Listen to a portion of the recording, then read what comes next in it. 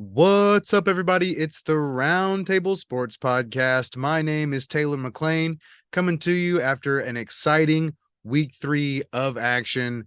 I had an amazing time watching football, and even though a bunch of my bets didn't work out and things didn't go exactly how I thought they were going to go, uh, I can't get enough of what the product that the NFL is putting out there and the excitement that I'm feeling.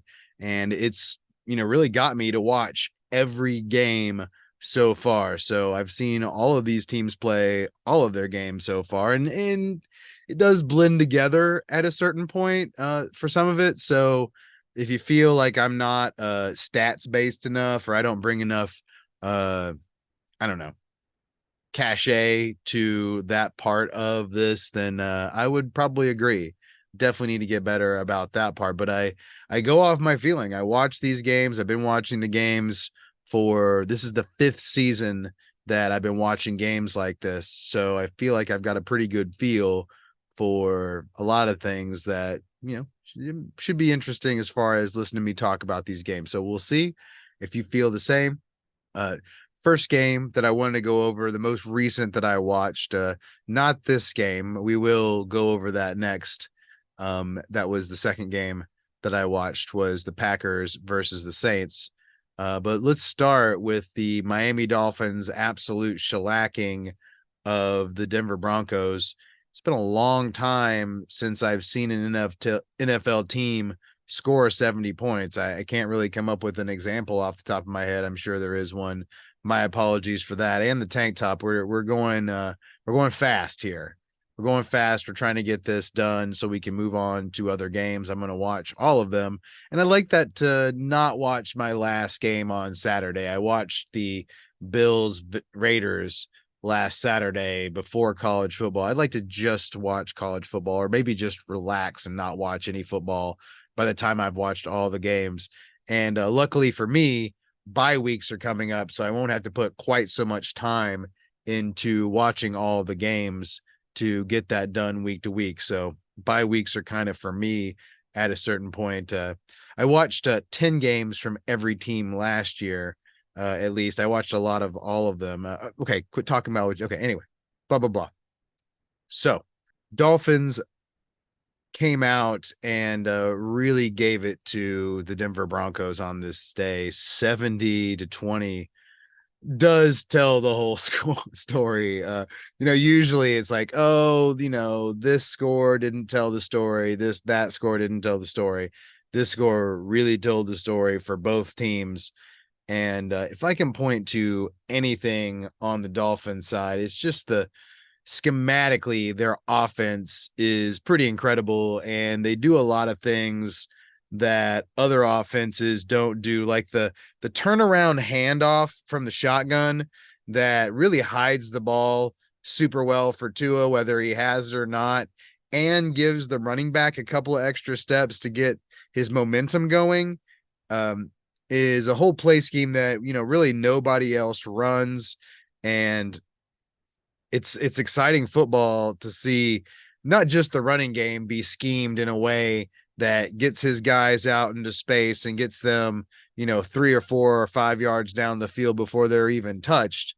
It's also just the push and pull that he puts on a team from a like, taking the top off standpoint, because you have Tyreek and then you'll have Waddle on most weeks, not this week, but even Barrios and Chosen Anderson, or Robbie Chosen, excuse me, are capable of taking the top off. And that, when you have to respect the safeties the way, you have to respect the wide receivers with playing the safeties the way that you have to with the Broncos, or the way that teams have chosen to, that's going to open up everything else underneath. And we saw that today, where the Broncos didn't know whether the Dolphins were coming or going, and that's a big kudos to Mike McDaniel and the way he thinks about offense and the way that he calls this game. Now, not to say that, without the players out there and without the way that Tua Tagovailoa has been executing, that this offense would be the same at all. Far from it. but it's always a marriage between offensive coordinator and or whoever's running the offense, whether that's the head coach or the offensive coordinator, and the quarterback itself. Like there's some quarterbacks that have been called busts that just didn't get with the right offensive coordinator that accentuated his skills in the right way, and that'll all be lost to time, and that'll be something that they have to deal with. I never got that chance, right? And that's something that I'm excited about for all three of the rookie quarterbacks. That's something I'm excited about for Jordan Love, is being married to someone that schematically fits their system and can accentuate their skills. By the way, when I say three rookies, CJ Stroud, Bryce Young, and Anthony Richardson have all also been blessed with a system that I think they can make work. And Tua is certainly making Mike McDaniel's system work and vice versa. And it's a beautiful marriage, especially when you have Raheem Mostert and Devon Achane out there breaking tackles, making guys miss, and really just running into wide open lanes a lot of the time. It takes precision, it takes knowing the defense, and it takes the right play call at the right time to be able to execute the running game in today's NFL.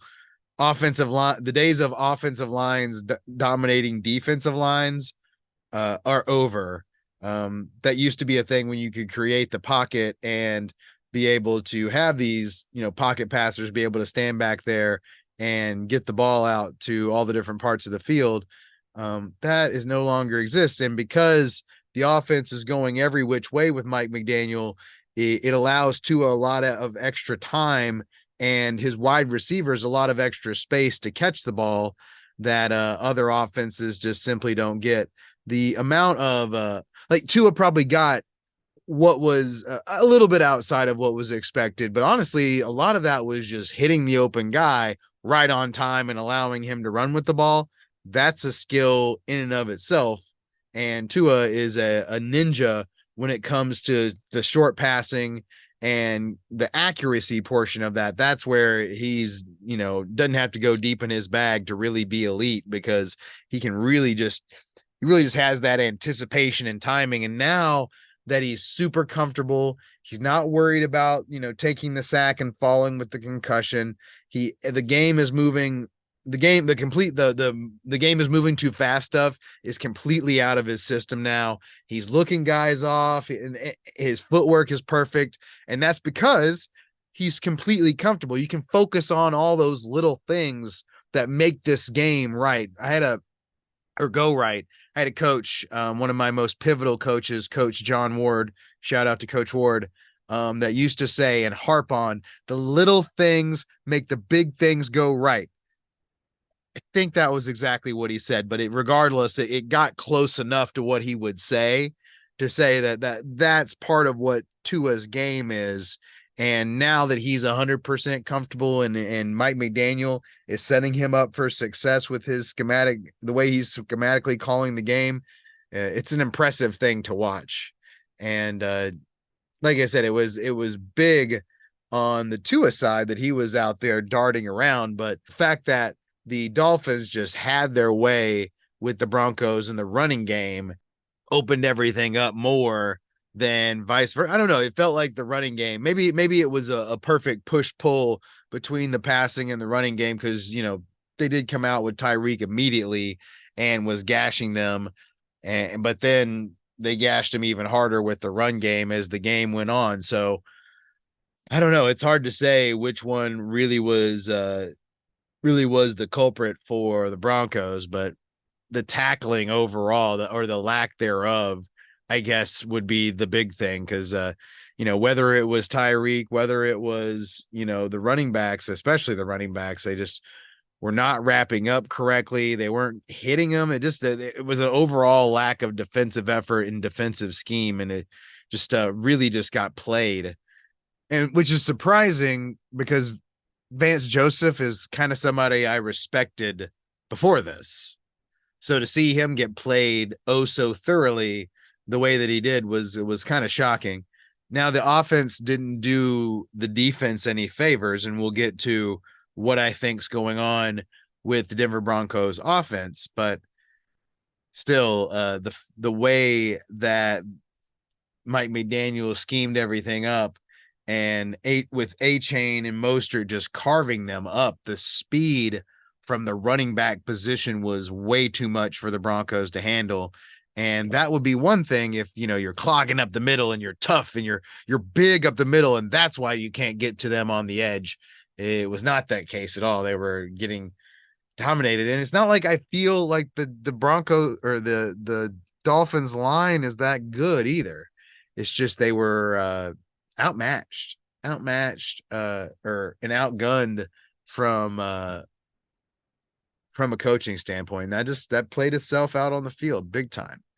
And that's going to be really tough for teams to deal with if Tua is going to play not a flawless game, but man, if he's going to be the ninja that he was in college, which is what we're seeing right now, if he can continue to build on this and then not take those big lumps, because that's been the problem before, is that when everything's not going so well in the running game, they have to put more on his plate in the passing game, and then they haven't been able to protect him in a way that allows him to not be hit, and then he's not falling correctly and he's hitting his head, and it's just all a cluster jam from there.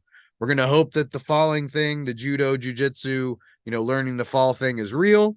And we're going to hope that McDaniels can continue to protect him by, being able to make the defense not know whether you're coming or going. It's like having the defense on a string. That's what you want to create, is they don't know what you're doing, and that way you're able to mix it up. And then Tua doesn't make you pay all that often for throwing on first and second down either, because he is so accurate. And then they're creating all these open guys, not just Tyreek either. It's Berrios, Chosen Anderson. I mean, there's other stuff going on here. And then you're getting the ball out of the backfield.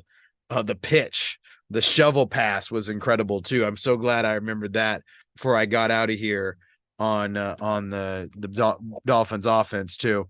And then the other thing is they didn't really have to step on the gas to run up the score either. They just scored. I mean, the Achane 80-yard touchdown definitely threw it into a different range for sure to make it, 70. And the Berrios had a good return that got him into range. There was turnovers. The 3 turnovers were horrible. Or was there even more? I don't know. It was just 3 when I remembered the game was close. There might have even been another. We'll see. But anyway, let's go ahead. I've already talked too long about McDaniels. I have a love affair with that. On the Broncos side, it was truly troubling on offense how little the Broncos were able to protect. I really, really respect the Miami front 7, and I would be remiss to say that I can't wait to see what they look like. I'd be remiss if I didn't say that I can't wait to see what they look like with Jalen Ramsey leading their secondary, because they're already very good, especially in the front 7. And we're not even seeing them at full strength yet. When Jalen Phillips is at full strength, in addition to what they have already throughout the line, and then the linebackers have been playing a lot better. Kudos to them for signing David Long, because he kind of brings everything together for them in a critical way. That gives them the run stopping on top of the pass rush, and that kind of protects their secondary. And then you're going to add Jalen Ramsey to that. I think that could be a big deal on top of what they have going offensively. So the Dolphins are a big deal.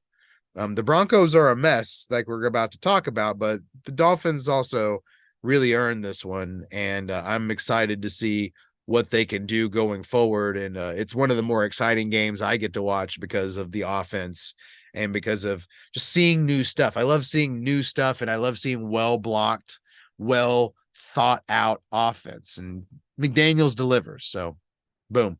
And Sean Payton's somebody I think can deliver too. I do.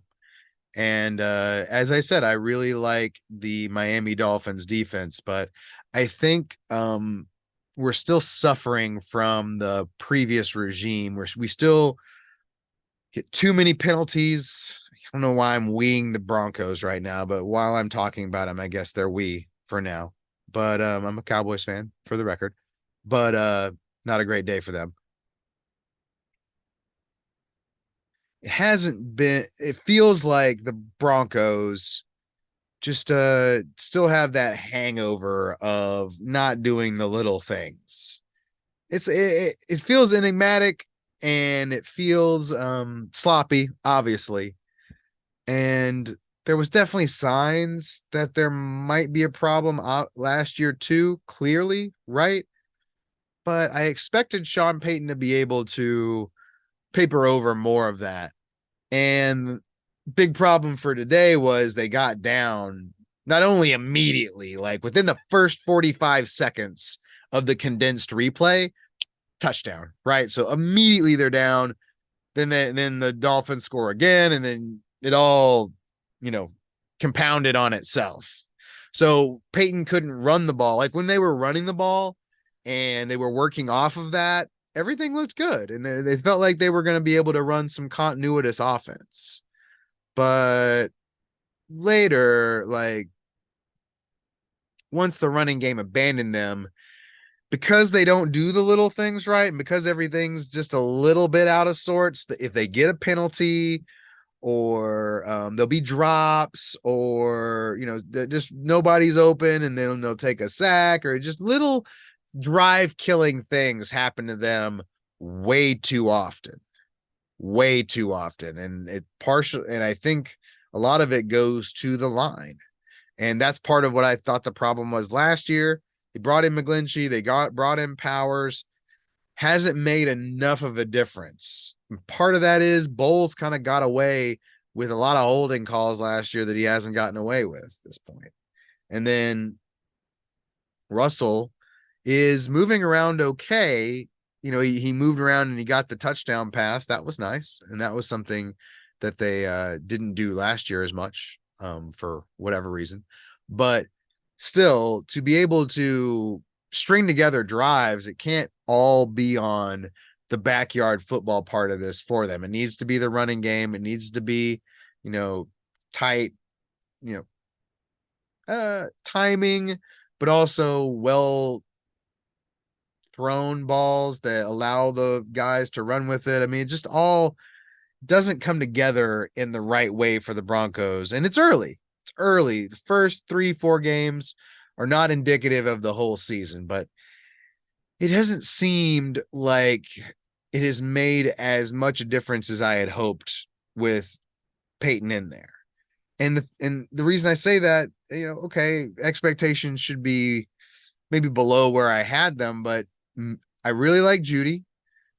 Cortland Sutton's good, but is indicative of what we're talking about. And Mims is good too. I really like Mims. And between that and Javonte and Pirine, I feel like they should be able to get something out of this. And maybe it's just the Dolphins, because the Dolphins are deceptively strong up the middle now, and especially with David Long now really shoring up that middle part of their defense. And then they're good on the edges too. And then they're great when Jalen Phillips is really churning too, right? So I don't know. Maybe that's the part of it, and we'll see more from the Broncos going forward. I have expectations for that, but this is going to be a trim the fat year for Sean Payton. You come in, you see what you've got in your veterans, you cut some of them, you trade some of them that don't really fit. The question is anything going to fit well enough to make Russell work and to make this right? And I don't know, because it only gets worse from here contract wise. They've made their bed kind of, and I don't know what kind of trade they're going to be able to make if they decide to go another route, because they are talented and they've got some work to do on the line clearly, but I don't know. I have issues with that. All right. So enough piling on the Broncos. They did what they could for sure. And it's going to be an interesting year. I like a lot of their players, so I can't give up on them, but I don't think they're a playoff team either at this point, especially with the 0-3. This doesn't feel like they can string together that kind of streak because they're so streaky. Like Cortland Sutton, I say he's like the antithesis of the Broncos because he'll make big plays and great plays, and he was a reason for a lot of their good offense today. But then he fumbles and he he just needs to tighten it up. If he could tighten up the little things, like just same thing with Devontae Parker. He reminds me a lot of Devontae Parker. All the talent in the world, big, strong, can move, can make big plays in the pinch, right? But the penalties and the fumbles and the just the not making plays when it's the right time. Saint and Judy has some of that to his game too. And Marvin Mims is a speedster, so he's inherently going to have some of that in his game. When all of those are your guys and you need that 3rd and 6 and then one of them drops it, I don't know. It's just not continuous, and it's a problem for sure. All right. So no, like I said, enough piling on, then I piled on one more time. Let's go to the Packers defeat of the New Orleans Saints. This was an interesting one because the Packers didn't score any points until, well, not like super deep, but pretty well into the 4th quarter. So the fact that they came back and won this game is super interesting. And I have to say that I think it's because the Saints kind of packed it in a little bit too early. And whenever you go into prevent and you're not up like 35-7 or something ridiculous or 4 scores, or I don't know. I mean, they just packed it in too early, whatever it was. And part of that was that they lost Derek Carr and that they lost some security there, which I believe made them a little insecure in that moment. But let's not take it away from the Packers. The Packers came back and won this game. They earned the win. They played it smart. They played some analytics and played it smart. And I was impressed by the whole thing. Well, let me take that back. I was not impressed by Jordan Love for a good part of this game.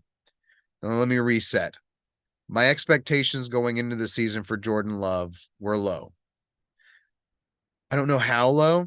Like, busting out and getting replaced in the middle of the year were not my expectations. I thought he would last the year. I thought they would, give it that time. I thought he would show enough from a physical standpoint that he would, force their hand, and they don't really have any good backups or anything that I'm excited about, or want to get a look at anyway. So why not?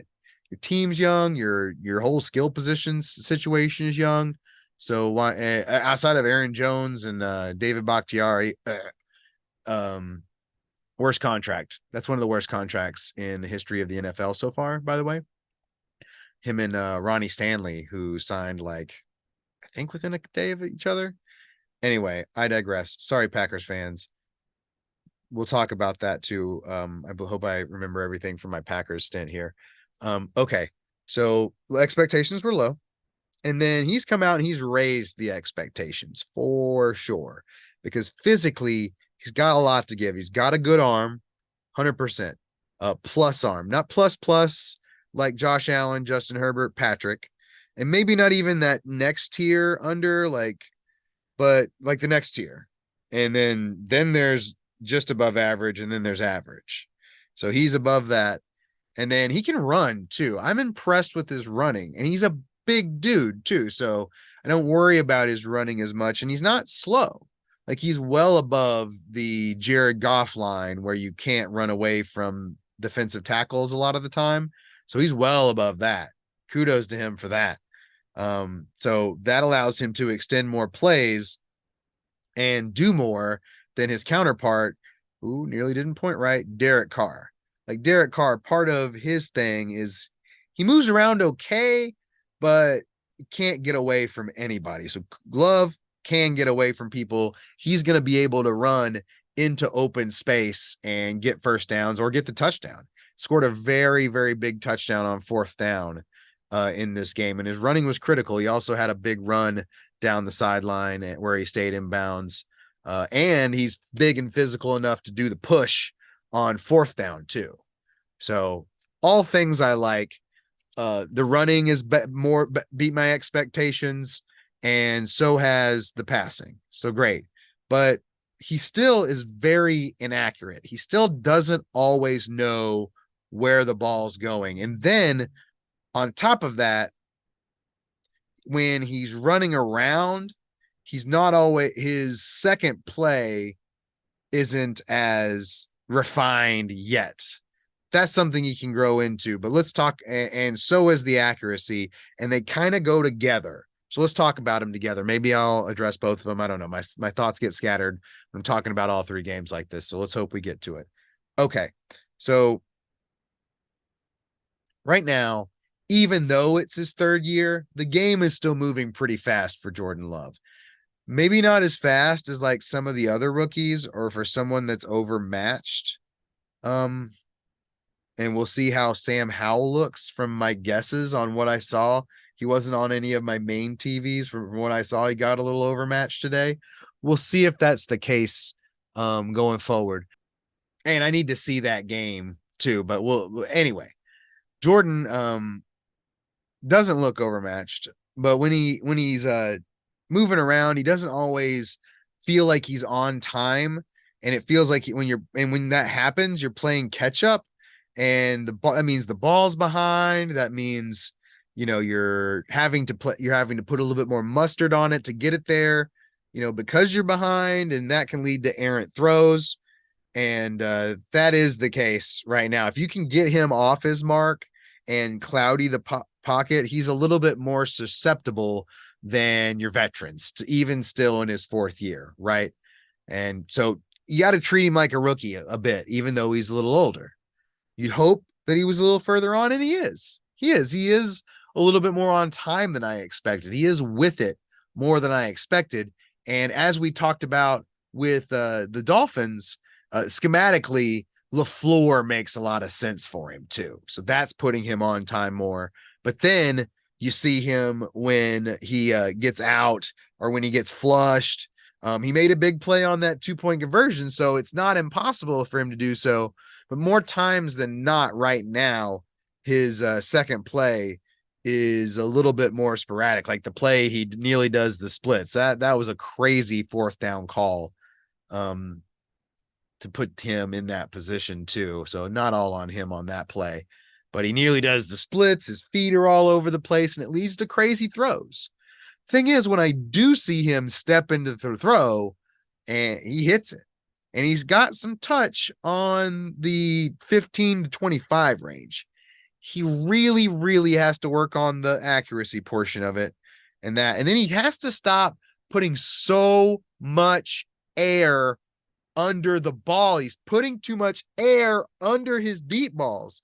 It gives the safety too much time. He has enough arm. He doesn't have to do that. So accuracy, deep ball accuracy, and the floating of the deep ball. Those are the two big things. And then the second play, those things can get better. The deep ball accuracy, he's always done that. That's always how it's looked to me. So I'm concerned on that part.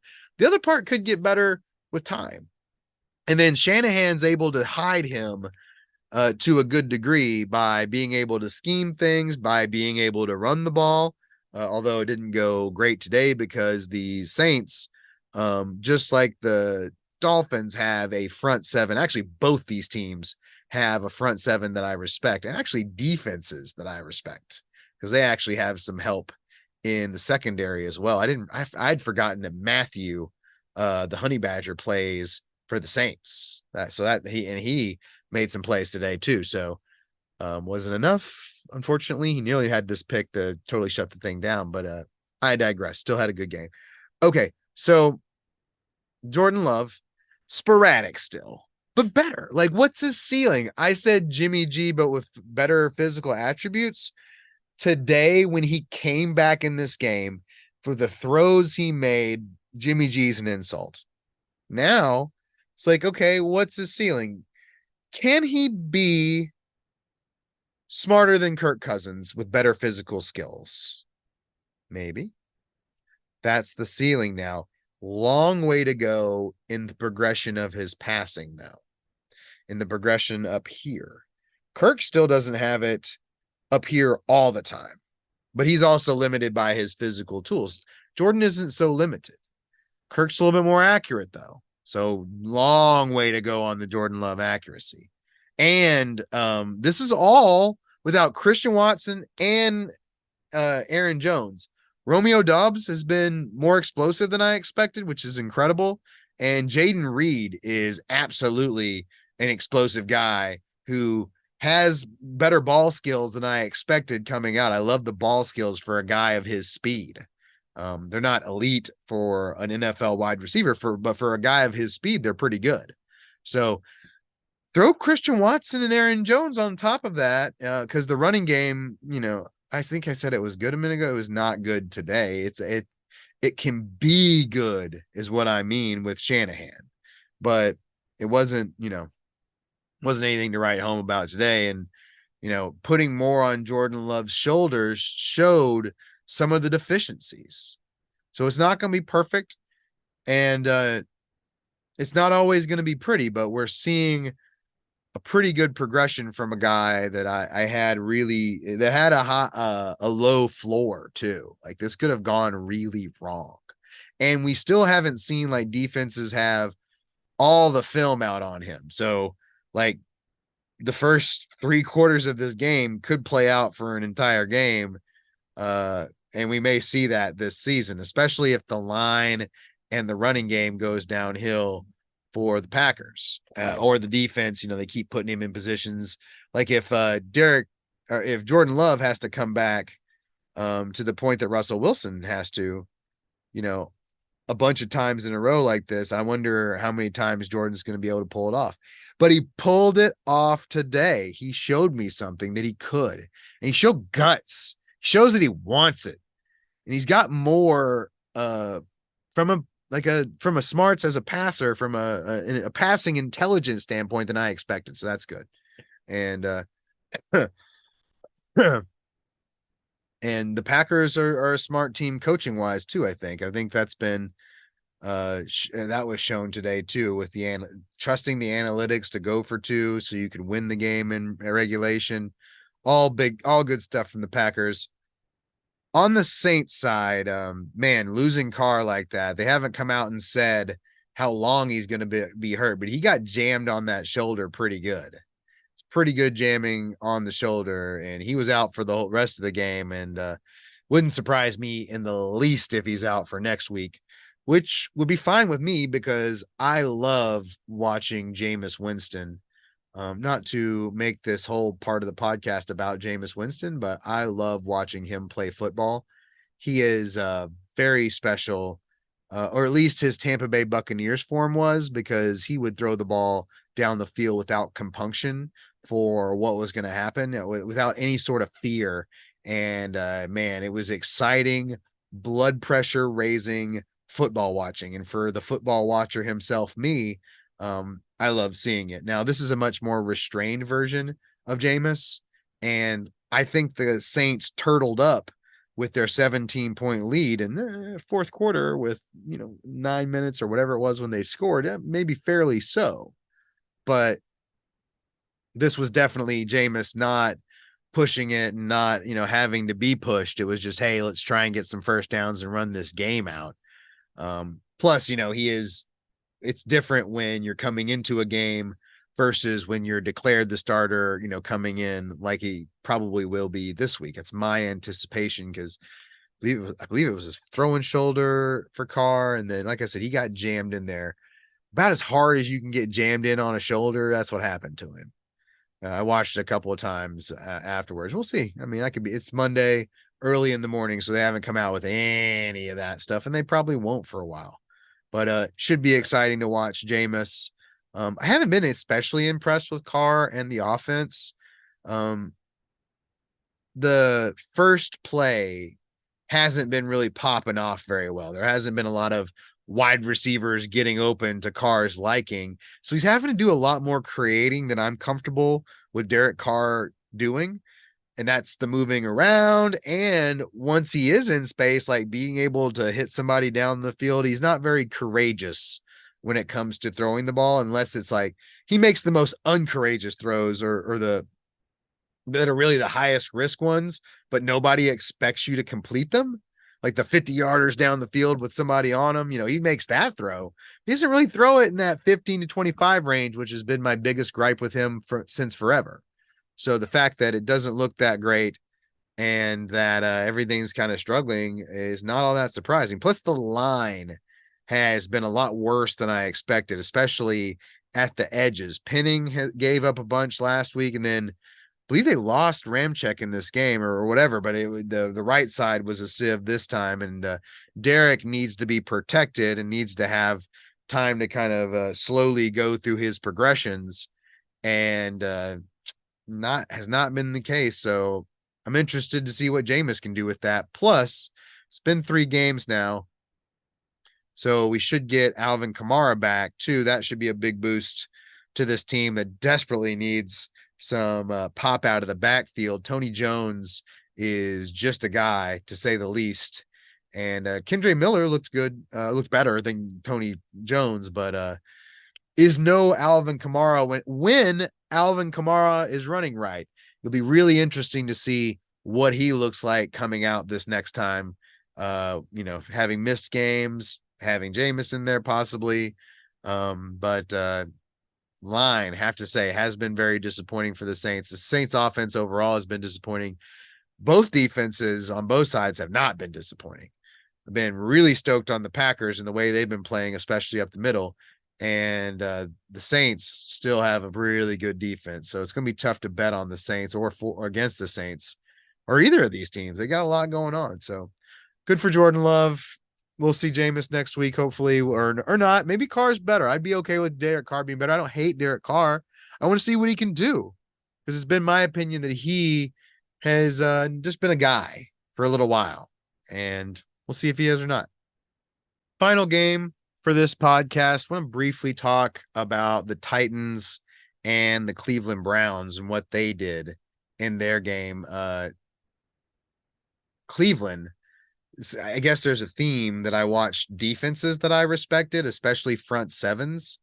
And while I'm not 100% sold necessarily, I like the Browns secondary, like it. Not 1,000% sold necessarily. I think it's, if I was giving out pieces of the not the blame pie, what's the opposite of the blame pie? The success pie or whatever. I can't remember what it's really called. But anyway, I was giving out pieces of that terrible analogy there. I'd be giving a big piece of it to Myles Garrett and the front, because they're getting a lot of pressure. There was a lot of running around for Tannehill that he wasn't comfortable with. He looks slower, noticeably slower than what he used to look like running around, and that's a big problem for him.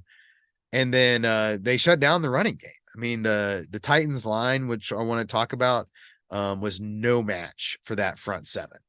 And when the Titans can't run, then there's no play action, then there's no Ryan Tannehill doing cool stuff. And that's a big problem. And we saw it play out today. So big shout out to the Browns defense. Not exactly where I was trying to start when I went with the Browns, but hey, the words just come out of my mouth and we go with it, especially when you're talking to yourself or to you. I'm talking to you in this camera. Anyway, so Cleveland lost Nick Chubb last week. His knee exploded, I thought, but just tore the MCL, still out for the year, was looking incredible before that. And now I'll be interested to see where he gets drafted next year with just the MCL. But Jerome Ford out there, and Kareem Hunt played a decent amount as well, coming right off the street. And it was no Nick Chubb, to say the least. They weren't getting the same amount of pop in the running game, and they knew it. And this isn't the same line that was the dominator before that, too, that had all their pieces. They lost Jack Conklin already, too, so they've been bit by the injury bug particularly hard in their running game, and it showed in this game. And the Browns adapted. They have gone full Deshaun Watson street ball, and it worked. It worked on the Titans. And part of that should be a credit to the Titans. I bet the Browns run the ball better on other teams because the front, especially the actual linemen themselves, are good for the Titans. I really like the Titans in the front. The defense overall is better than they should get credit for taking the loss today, I guess. But and they gave up some big plays to Amari Cooper. They don't have like that one big corner to take away that one big wide receiver for the other team. Part of that's the street ball part of it. Deshaun creating time, moving around. They're trying like hell to do everything they can horizontally, and then they hit him over the top. I mean, it's definitely part of that part being the problem for the Titans defense, but um, it really is just Deshaun Watson out there doing his thing, trying to make this work. And he's still not as sharp as he was in his like super prime or like when he was at his best, but he is kind of bringing it together. And they do still have pretty good weapons. Like Amari Cooper over the top. I mean, if when he's actually playing and good, then that's big for them. I like Elijah Moore, even though he hasn't got busted loose yet. The 9 PPR receptions, we'll take that. And then Njoku, I think Njoku can be explosive. And then Peoples Jones is your third guy, all pretty good. And then you know what?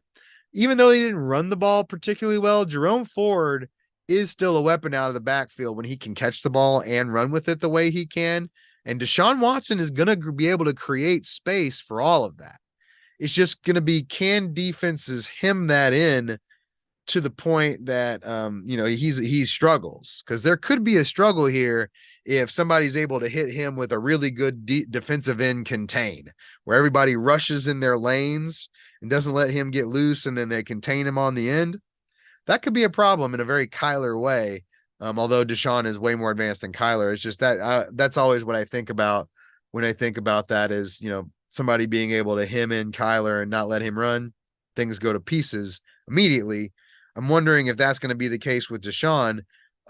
Titans don't have the defensive ends to accomplish that. They have the defensive tackles to stop the run, but they don't have the ends. We haven't seen the ends yet to attack Deshaun in the right way, or at least not in this game anyway. So that'll be interesting. It was definitely a shift and a necessary one, and they're gonna have to see where they go with that. On the Titans end, should be very concerned. I think Tannehill, he made some good throws the week before, but man, those throws are fewer and fewer and far between. He's not a good pocket passer. He can't uplift a passing game. He has to be uplifted by the rest of the offense. And Hopkins and Traylon Burks and Chig Okonkwo and Derrick Henry do that to a certain extent, but not enough. And not enough when the offensive line is very pedestrian. Like having Andre Hilliard, I get that you had to like take a shot at a left tackle kind of with Hilliard. Maybe you should have signed Conklin instead, huh? Maybe your running team that relies on the running game. I know that's a while back and, money wasn't right, but maybe your GM was terrible for a little while and you're having to play makeup with a really good coach and an incomplete offensive line for your running team. Yikes. Now, I think I respect the hell out of the Browns, and with Myles Garrett's out there wrecking shop, problem, right? Their problem overall, especially when the cornerbacks in the secondary is playing well on top of that. So big problem for sure. But Titans, man, I just don't like the way that Tannehill looks. I've never liked the way that Tannehill looks, but it's even worse now. He's lost a step in the physical facets of it, and that's a big problem for someone that got by on the physical facets of it. The former wide receiver that gets away from stuff, that plays off of Derrick Henry, and they're going to run the ball better on other days, but disturbing. But good thing is they have 2 quarterbacks waiting in the wings. Unfortunately, it looks like it'll be Malik Willis first off the bench for that. I wonder if they can withstand like the time.